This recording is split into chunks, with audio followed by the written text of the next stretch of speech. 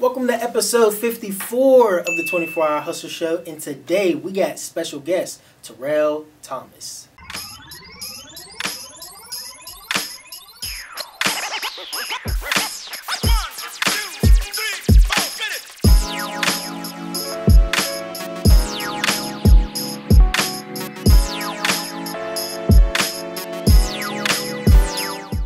Welcome to the 24-Hour Hustle Show. I'm your host, Anthony Freeze, and this is the show where we get the opportunity to sit down with amazing guests so that we can hear about their stories, their struggles, and also their success. If this is the very first time you are finding out about us, definitely make sure you subscribe to the channel. Make sure you hit the bell so that you can get notified every single time I post. And today we got special guest Terrell in the building. Definitely got an opportunity to sit down with you and get the chance to hear about all the great things that you're doing. We also got a lot of good mutual friends and like Julius Boatwright and a lot of other good people as well that have been on the show as well. And, getting the chance to sit down with you and hear your story, which is amazing. So I'm definitely glad to have you on and be able to share. So welcome to the show. Thank you. Thank you for having me. I'm humbled to be here, honestly. So nice to share your space. Yeah, absolutely. That's what the platform's all about. So for people that may not know who you are yet, just give them the opportunity to know who you are, your name, your background, and some of the things that you're doing. So like you said, Terrell Thomas, originally from Belle Suver, executive director of the Isaiah Project. Just a servant, man. I really believe, I'm just a servant. I'm here for the people, dedicated to the cause. Absolutely. So as far as some of your upbringing and how you were raised and some of the things that may have inspired you to get to this point of working in the Isaiah Project, tell us a little bit about your story and who you are, where you're from, and things like that. So I'm a Belle Suver resident. My mother, Sharon Daniels, I grew up in a single parent home. So I come from that. My neighborhood is a real tight-knit, small community, and so everybody knows everybody, one of those type of things. And so you really, you had to be resilient. You had to be honest. You had to be a person of your word growing up at a very young age. It really helped me to shape into the person that I am today. Come from a pretty good family that instilled some good quality, hard-working morals inside of me and really pushed me to become, a leader, also a servant, know how to lead from the back and be a person that's really going to dedicate himself to the people. Absolutely, absolutely. So what is the Isaiah Project? Get into that a little bit and, how that got started and how you got involved with that. So the Isaiah Project was created by my mother, Sharon Daniels. She recently passed away not too long ago. And so it was a youth program that really was structured toward at-risk youth, making sure they graduated from high school, making sure that they had resources. We provide them with employment, soft skills, hard skills, SAT prep, math and English, teaching about culinary arts, what to eat, when not to eat, and different things like that. Put a big emphasis on athletic training, personal training, and really just making sure that they were, well taken care of inside of the community. We provided them with a safe house so the kids can actually come into this house, play video games, find employment, work, and have a nice home structured environment. A lot of kids in our neighborhood don't have those actual things. So yeah, real good space, safe place for the kids. So what was it that made your mom and get inspired to start this up? I know you shared a little bit with me, but kind of just refresh my memory a little bit and share with the audience, what was it that inspired her to get this started? Because the cause that you guys are working towards is absolutely needed and it's highly important. So I definitely appreciate the work that you guys are working with. Yeah, the Isaiah Project, that's my baby. That's what I'm most passionate about. The work that I'm doing, it really helped change my life in all entirety. But it got started from my mother's, she had a rehabilitation facility called My Brother's Keeper here in Pittsburgh. It was originally on the south side. I moved it over into the north side of town. And so from there, just working with so many different adults and me coming back and forth from college at that time, I had started meeting different people's kids who their parents were actually in her program. And, we had a casual conversation, a small conversation where I asked her, can we do anything for youth or any kids who are growing up in broken homes? There's not a lot of referral services for kids who are still able to press through and still overcome these unsurmountable odds, but they still have issues that need to get dealt with. What can we do? I went back to school, finished my semester, and when I came back home, the program was up and running. She had got it started, and so just put me right back into the mix and just told me to get to work. I started off at the ground level. I started off cutting grass. I wasn't a counselor. I wasn't a mentor. I just was in charge of the landscaping sides of it. But it gave me an opportunity to learn from the ground up. Awesome, awesome. And now you're in this leadership role, and you're pretty much leading the charge of it. Whenever you first, got back into it, though, what would you say is like maybe the biggest challenge or hurdle that you face, and how would you say you overcame that, and how that has helped you grow and develop? Man. So the reason I took over leadership, like I said, was she passed away. So at her funeral, the pastor asked how many people had been touched by her life, how many people had gone through her different programs and stuff like that. And she asked how many youth are currently in the Isaiah Project. And there was like 20 kids that were in the program. Mm-hmm. I didn't have the dreams and aspirations to being the executive director of the Isaiah Project. And I didn't know my mother was sick the way that she was. And so I didn't think that I would have to step into that role. But then seeing 20 kids there, I knew instantly that work had to be done. Me being from the neighborhood, the program being of the neighborhood, by the neighborhood kids, neighborhood staff, working on everything from the carpenters to the electricians are all people that originally are from around the inner city, or we try to get them from our neighborhood to make it, one of those type of things. I knew I had to take over. I went to the Birmingham Foundation. I went to Mark Brebro's office. I basically just laid it all on the line for him. Like, I need to do this. I believe that I knew that I had what it takes to do this. I went to school for sociology and political science, and so I'm like, I'm fine with social services and doing that and doing this type of work. I believe that I had all the skill set to be an ED. Little did I know I didn't have many of them. But he gave me my first shot, so I had to be humble. I had to, be resilient. I had faced so many different, doors getting shut on me. People who when I told them that I was going to do this would say, yeah, anything you need, man, give me a call. I would call them and they wouldn't answer. And I knew my heart was pure. I knew the reasons why I wanted to do this was all for the kids and things like that. So I had to actually go into my own personal savings at that particular time to get the program started right back up immediately until the next grant cycle got started. And Mark told me, like, whenever you need, man, just let me know. I'm here for you. And that gave me the confidence to actually go and spend my savings to keep the program up and running. And I haven't looked back since.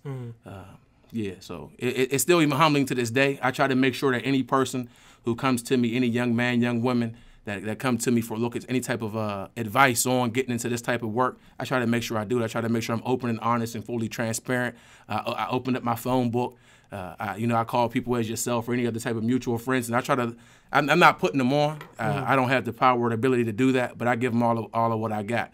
And I continue to seek out wise counsel, When I'm starting a new program, I go look and see people who have done it successfully. When I did violence prevention, I went to a person who I really considered that did violence prevention at a revolutionary and groundbreaking level. And I went to him and asked him, how do I do this job? I want to be as good as you, as better. What advice do you have for me? And when I do, and I have people who need therapy, I don't pretend to do that work. I go and make sure I plug them in with the right services, and just keeps me grounded, keeps me moving forward, keeps me humble, and keeps me trying to continue to push the envelope for our people because we're suffering. And yeah, that's why I do this. Absolutely. And one of the biggest things that you just said is that you seek wise counsel. Yeah. And I think that was very important. And just in hearing your story last time we sat down, I think that's probably one of the biggest reasons why you are so successful and going to be even more successful in the future. Because in navigating and through that and be able to have good mentors or people that look after you throughout your life, no matter what challenges or frustrations that you may be faced with, being able to have somebody that got your back and saying, no, don't do that, go this way or go that way, or no, don't do that, make sure you're doing this to keep your head straight. And you've absolutely been able to take that advice and run with it and do it in a positive way. So I definitely commend you on that. Thank you. And moving forward, though, as far as like some of the things that you're also doing, what are some of the amazing things that you would say, or some of the most impactful things that you would say has really hit home for you that you are making happen in this program?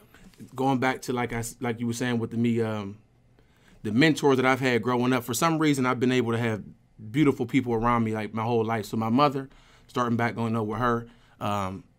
Putting books in my hand at a very young age, teaching me about Malcolm X, teaching me about other leaders and things of that nature at a very, very young age, and me allowing and her giving me the space to see myself inside of great people and giving me knowledge of self and not believing the lies that they continue to put alongside of our children. That really helped me a lot. Sent me to Imani Christian Academy where I met a guy by the name of Elder James, and I knew then I didn't want to live a regular life, and so looking up to him, I like to see so another person that told me, like, Elder James would be very proud if you see me working with these young kids at these very vulnerable stages at 16 and 17 years old, the same age that he was in my life. That's what keeps me, really keeps me going. My brother passed away when I was 16 and 17 years old, around 16, 17. He was murdered. And so dealing with violence prevention and being able to mentor to kids who have gone through very similar things, having parents that have been murdered, having brothers and sisters that have been murdered, and working with them, I get no greater joy than that. Seeing the kids who are basically on the brink of destruction, or a young man basically on the brink of destruction, going to jail for the rest of their life, or potentially putting themselves in a harmful situation to get killed, and seeing them graduate from high school, and seeing them and gain meaningful employment, and being a beacon of light in our community. When all statistics say that this person is not going to make it, that 1 in 4 are going to get murdered, 1 in 4 are going to end up in prison, 1 in 4, and then you wonder who's left. And then you see people, us working alongside of them. I mean, they do more for me than I do for them. It gives me the hope to keep going, keeps me to keep pushing, and then, man, it's endless. So that's the greatest thing. The revolutionary work, the groundbreaking work is really sowing back into these people, showing back into our community, and having them work, being able to be a strong brother for our colleagues. I call all of us colleagues because we all work together in some degree. And so I like when one of us give me a phone call and is looking to be picked up, and being able to return that same phone call, and me call them when I'm in a moment of doubt, or when I'm down, or when I'm just because it's hard, being a black man in Pittsburgh. But we got strong people around us. It's a great time to be who we are. Absolutely. And in addition to like the mentors and the people in your life, I feel like you have a really good mindset on you, for sure. What are some of the things in addition to mentorship that you would say that has helped you personally in developing your mindset? Man, unconditional love. Unconditional love. The people have been around me. They seen something in me when I didn't see it in myself. And not always doing the right thing, but just not letting them down. I've had somebody tell me, there's nothing that you can do that's going to make me look at you any different. So just be honest with me. Be open, and that allowed me to develop those relationships with other people moving forward. And so when I'm with the who's who of whoever, I'm always open and transparent. That's what's been able to get me to open up these doors, or allows them to open up these doors for me, because they know what you're getting when you're talking to Terrell. And so I don't hold any cut cards, because those are the people who had around me as a kid and growing up, and even as a man. Just being open and transparent, being honest, and that's really what does it. Absolutely. Being authentic and being 100% you is what connects other people to other people anyway, because if someone is able to connect us, either your story or who you are, and they're similarly the same way, they're able to connect to that story or the way you are, the way you think. And you're able to build a relationship out of that, and maybe some of the things that you have in common as far as goals, you can both start to work towards those together, and that's extremely powerful. So I'm glad that you are the way that you are. Thank you. Absolutely. And so, and also as far as some of the things that you're working on, any big projects or things that you're really looking to have accomplished that you haven't accomplished yet? Any big goals for the year 2019 that you're looking to pursue? So so we're taking the Isaiah Project to a whole new level. We're shifting over from being a nonprofit organization to a for-profit organization, actually having more contractors, more developers on staff, and working for us to develop different things, and working on housing and things of that nature, moving company, hauling company, demolition and stuff like that. Extremely passionate about that. It gets me up. It gets me up, early, and that's the reason why I can go to bed late. Working with the ACLU, the Campaign for Smart Justice, trying to end mass incarceration by 50% all around the country. Being able to go all around the country and speak to so many different kind of people on a number of different issues that they're all dealing with, whether it be from immigration, gay and lesbian rights and stuff like that, and really working as a one cohesive unit and try to bring that back to Pittsburgh. And so that was my purpose of even taking that position in the first place, was to be able to get these resources, get this understanding of how to work for a larger organization than that I had previously, and being able to bring those resources back to Pittsburgh and bring those resources back into our communities, specifically Belle-Suver. So I'm loving that right now. Feed the need, just going out and continue just to service people and be a servant, whether it be feeding homeless people, something similar to Addressing Success programs where you can come and get, if you need a work shirt, you can come and get a workshop. If you need women's clothing and things of that nature, we provide all those different stuff. And it's not just for if you have a job interview. It's just if you just need something. Right. And it's high-end quality stuff. And having people sew into that and believe in that cause is extremely humbling in itself. Power University, violence prevention program, just really going back and quit being a first respondent. I felt like when I was doing violence prevention work, initially we were showing up just ambulance chasing, and we didn't have counselors and therapists to meet with the grieving mothers and brothers and sisters that were there. We were showing up, and there's a very, very big need for that, because you can prevent something when you show up there immediately. But we also got to have the right services there. But also, what are the precursors to violence in our communities? It comes from poverty. It comes from a lack of love and one not having the true knowledge of self. Because anybody who can turn around and pull the trigger on you is not really thinking about themselves. They don't know all of what they're capable of and things of that nature, more so than not. And so we're actually being able to put these young men and women into different classes and workshops and so into them and give them something to live for. Give them something to have dreams and aspirations, and doing aggressive community outreach. Me being a guy that's from the neighborhood, I was never worried about pulling up alongside of anybody. Like me coming from a small, close-knit neighborhood, you had to be all of who you said you were to be able to walk around. And so I use that same attitude, that same drive, that same zeal to be able to go to anybody and ask them, what are you doing? Why are you doing what you're doing? What can I do to help you get you in a better position? And most of the time you'll find out that those young guys, men and women, don't want to be out there. They think they need to. So many times we try to challenge their need. We try to say, well, you don't need to be doing this. No, they do. They honestly feel 100% they need to be doing this because there's a lack of something. So being able to provide them with that, what they're lacking, and show them other ways of living is extremely passionate about that, man. I told you about the book, Steel City Strong. Looking forward to that. Yeah, it's gonna be good. Yeah, highlighting regular people. Us activists and stuff like that, we lean on each other, whether you consider yourself a social service worker or you're a program manager, an ED or CEO. We tend to, we have our circles and things like that. We lean on each other, but nobody, I don't want to say anybody or nobody, but, the bus driver, when you go downtown, the one that always says good morning and good evening, that guy. Yeah. The one that when you're running, you're running for the bus, the guy, oh, that's my man, he stops for me.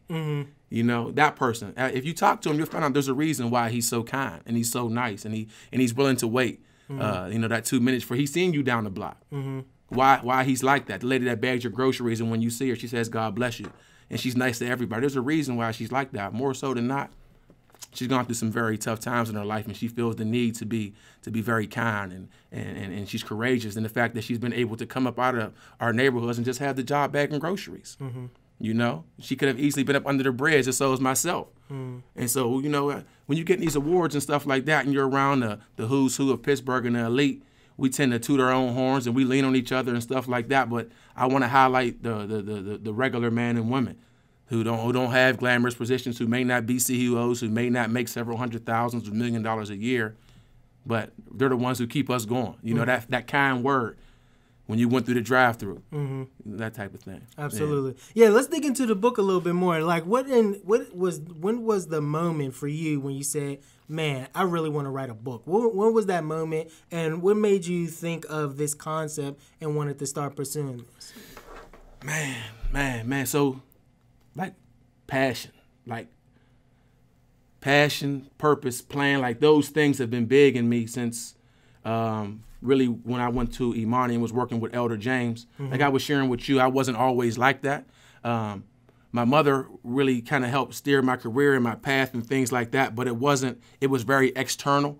And so it was when it really clicked for me and my sole purpose and my plan was like, all right, this is your purpose in life, is to be a servant and to be all that you can be for people. Now, what's your plan? And writing that plan out. So, okay, this is where I'm going to go to college for. I got to get my master's in this, and then walking in that path and allowing myself to, because when you have a plan and it's written down, it's harder to fall off. Right, absolutely. This is for me. This is not for me. This is not what's clicking. This is not a good fit. And then having people along the way who weren't able to enjoy always the fruits of the different success that I had.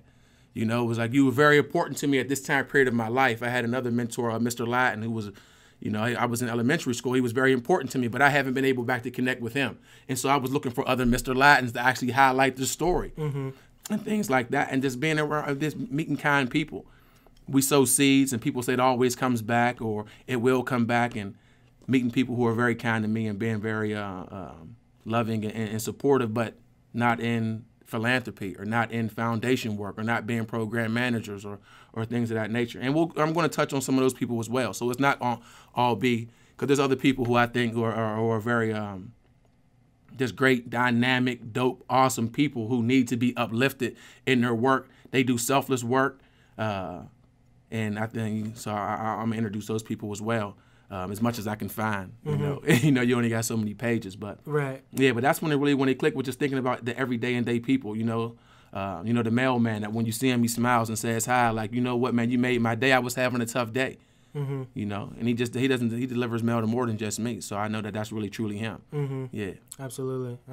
So where are you at in the process of writing the book? Have you reached out to anybody or anybody got in mind? Where are you at in the process of the book? I went to some of our mutual friends, and they've done interviews for the documentary, and I've written on that as well, and I had put it on the shelf because I wanted to let other people come up to me naturally. So like how me and your relationship bloomed. So you already he will be featured in the book, So I just was like, you know what, I don't want to keep going out into my own personal network, because then it's going to be Terrell's book. It's not Terrell's book. It's the people's book. And so I said, as people come up to me and I meet them and they give me something or inspire me in some type of way that I feel like, you know what, do you have an extra 10 to 20 minutes that I can interview you?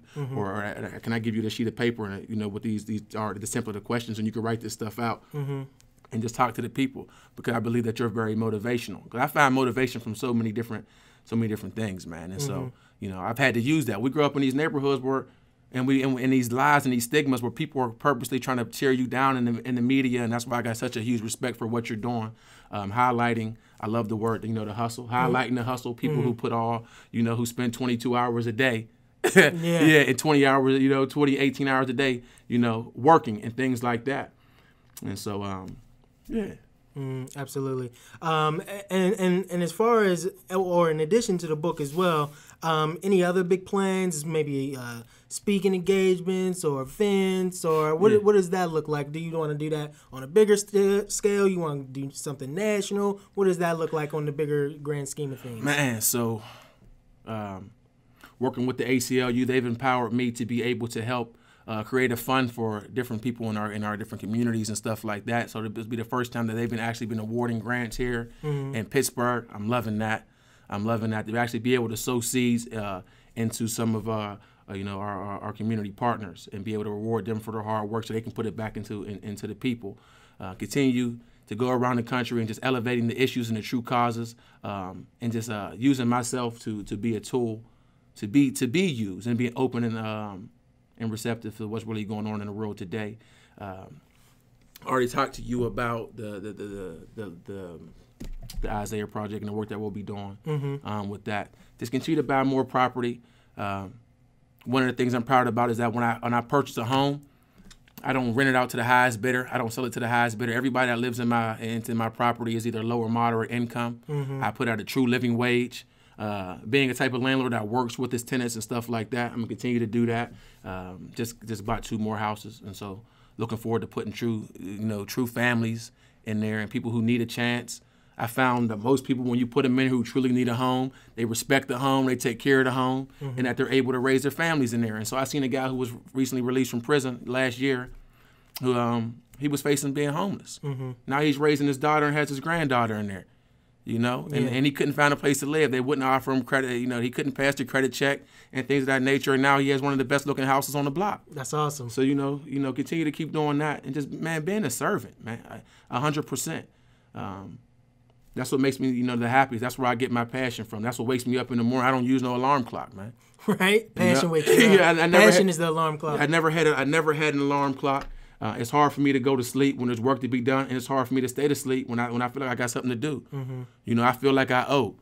But having so many people sow in seeds to me, and then the people, I don't really take the pat on the back too well, because a pat on the back is only a couple inches away from a kick in the butt. So I don't take that too well. And honestly, I haven't lived up to my full potential, so there's no way I want to be congratulated when I know there's so much more on the table for me. And when I had so many people along the way that were just guiding me, who cared when I didn't care, who loved me when I didn't always love myself.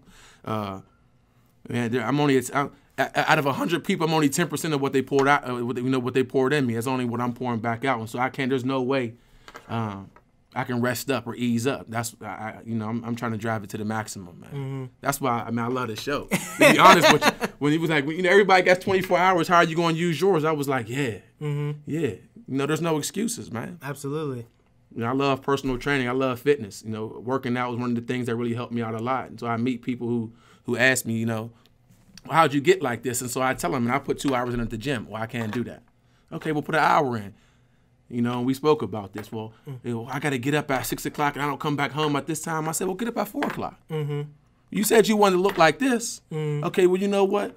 Do 15 minutes in the morning and then do 20 minutes at night. Break it up like this. Or they want to get lean. They want to look a certain type of way. I say, well, you can't eat this. Mm-hmm. But what do you? Well, I can't give that up. Well, then you don't want this. Everybody, we all got the same time, space, and opportunity. Mm-hmm.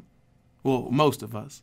And those who don't have that, that should give you more drive to go out there and do what you need to do. Have that free agent mindset. If you're not a first-round draft pick, if you wasn't born with the most skill set, then you got to have that free agent mindset. You got to be willing to work harder than everybody else. I was watching something on Michael Jordan not too long ago.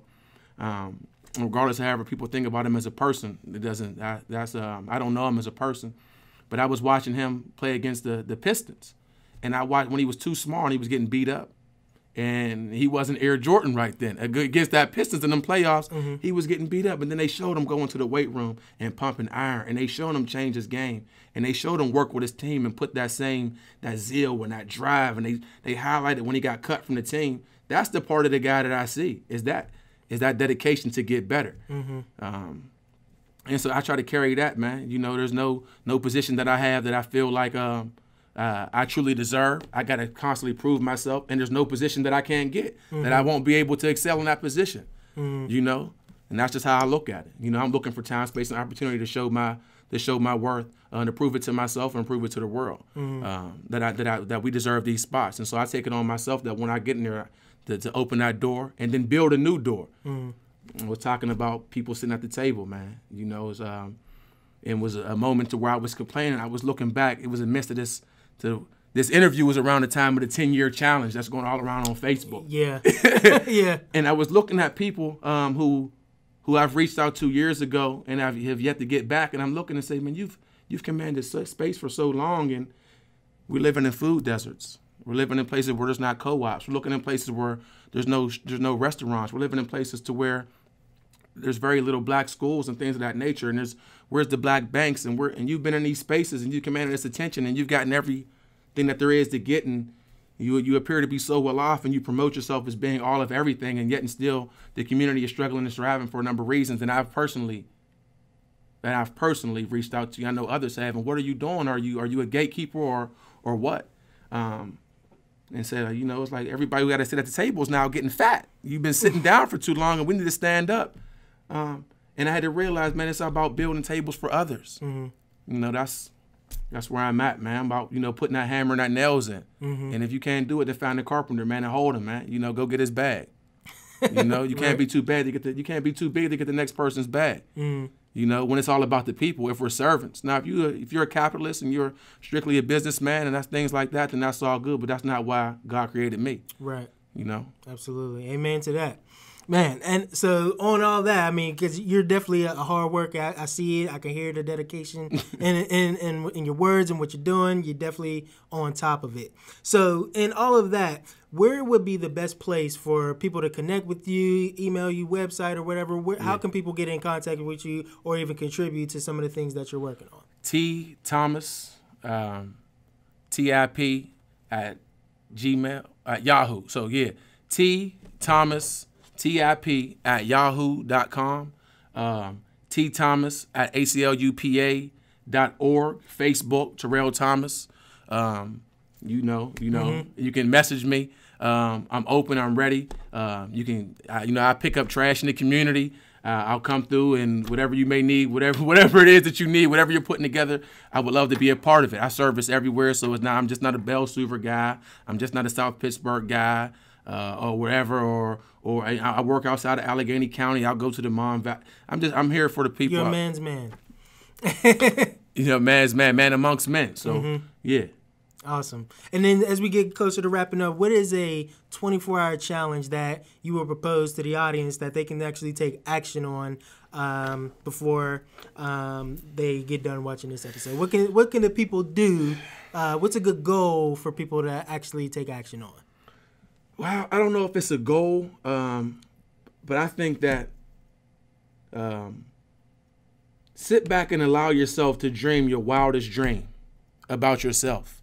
Like, where do you really, really, really want to? If you could become anything, I'm getting emotional for thinking about this because that's what I had to do. If you could become anything that you wanted in the world, positive, of course, what is it? And then sit down and create that plan of what it's going to take for you to get there. You know, the who, the what, the whens, the wheres, and the whys. Who are the people who are close to that? You know, who, if you want a career in multimedia, if you want to be a famous broadcaster, who around you now can you speak to that can help you guide in that mission? You know, Anthony Freeze and other people like that can get you in those different positions and knock on every door. But you got to put it down on paper, and you got to dream big.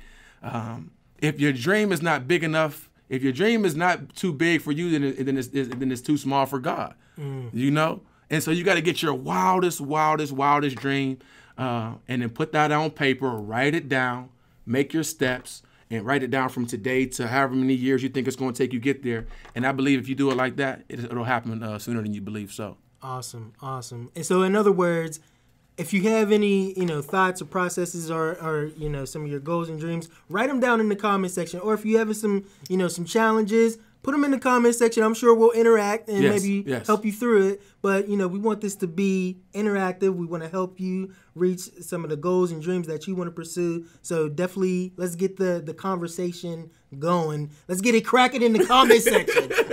Yeah. There's people around, there's people who are around you when you tell them that you have a dream.